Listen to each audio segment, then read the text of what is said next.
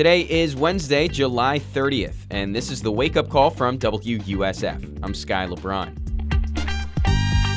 Today, hear about an exhibit in Tampa where you could step into the paintings of Van Gogh and Monet. Kind of wild, right? We'll hit that plus some events to check out tonight and through the rest of the week. And of course, before all that, the news headlines.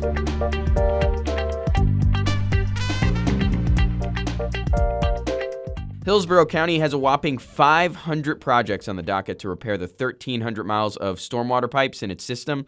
They hired an independent consultant to help them figure this out. Here's Josh Bellotti with Hillsborough's Engineering and Operations Department. Part of the challenge is there's a lot of infrastructure built around the county that is older. I think the pipe system would prefer the term mature.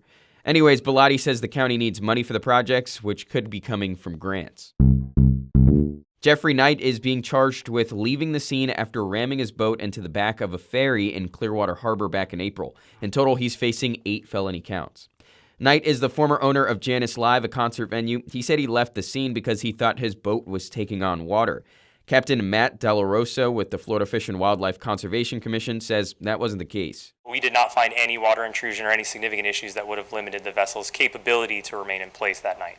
Jose Castro of Palm Harbor was killed and 10 others were injured. And just to note, an earlier version of yesterday's episode said his bond was set at $5,000. It was actually $40,000. USF votes on raising tuition for its out-of-state students today. The Board of Trustees will consider a 10% increase, or about $35 extra per credit hour. That'd be $56 million more for the university. But Tessa Barber with Graduate Assistants United says it's going to hurt students a lot.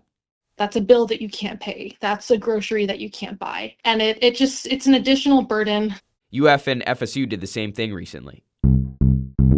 The state is thinking of holding a 3-week bear hunt in December. George Warthen with the Florida Fish and Wildlife Commission says the hunt is really needed. We're one of the only states that is not participating in regulated bear hunting in states that have abundant bear populations.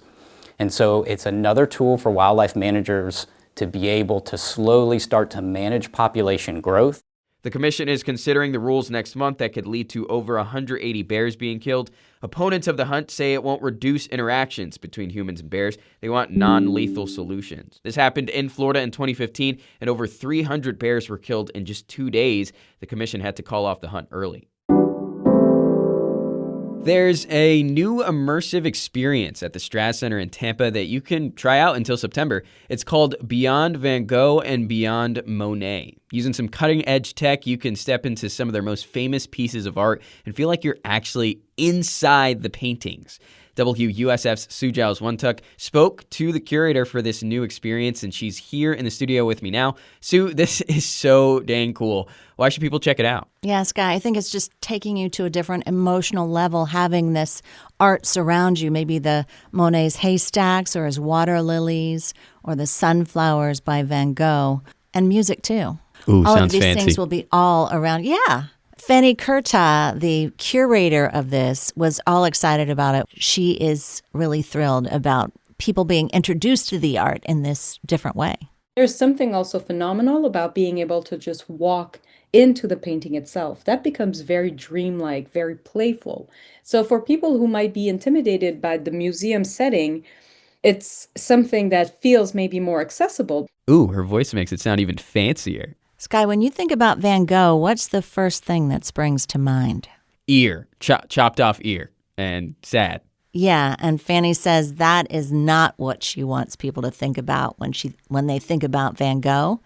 That is why the stories of Van Gogh's life and Monet's life will be included in this experience at the Strat Center in Tampa. Sue, thank you so much for the time. Thanks so much for having me, Sky.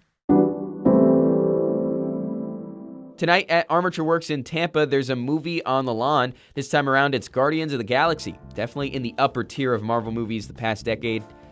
Oh, wait, I just looked it up. That movie came out 11 years ago. Wow, I am old. We are old. I'm grouping you in there with me, channeling my inner group. Anyways, the movie is free. Just bring your blanket to sit on, or you could buy a VIP ticket that gets you Adirondack seating plus popcorn if you're trying to ball out. Also, Bayboro Brewing in St. Pete tonight has Uncle John's Band. And no, not your actual Uncle John. That guy's still in prison, remember? This local band honors the music of the Grateful Dead. They've been together since 1989, so these are some true Deadheads. No cover.